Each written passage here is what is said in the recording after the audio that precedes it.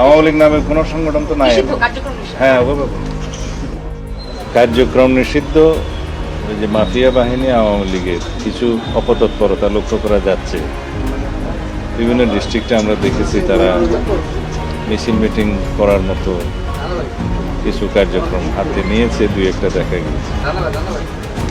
তাতে করে আমাদের মনে হয়েছে তারা হয়তো একটা অস্থিরতার সৃষ্টির পায় তারা করলেও করতে পারে।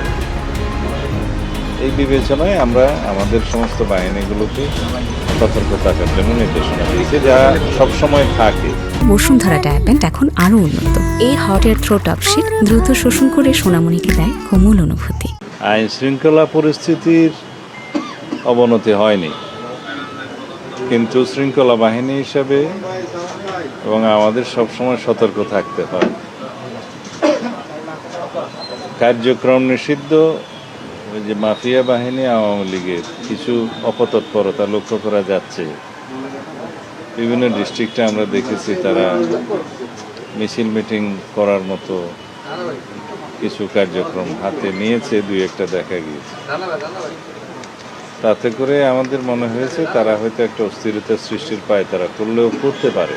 গত 15 তারিখে সারা বাংলাদেশ থেকে সেনা সদস্যদেরকে প্রত্যাহার করা হয়েছে, যারা দীর্ঘ প্রায় 1.5 বছর যাবৎ মাঠে ছিল, ইন্টারিম গভর্নমেন্টের সময় ছিল। কিন্তু আমরা নির্বাচিত সরকার আসার পরে আমরা যত শীঘ্র সম্ভব তাদেরকে মাঠ থেকে প্রত্যাহার করেছি, প্রত্যাহার করা হয়েছে। কিন্তু এখন যেটা আমরা কয়েকটা জায়গায় ডিপ্লয় করতে যাচ্ছি সেটার সাথে ওই পরিস্থিতির কোনো মিল নাই। এটা ইনএইড টু সিভিল পাওয়ার। সেটা কি পুলিশকে সহযোগিতা করে?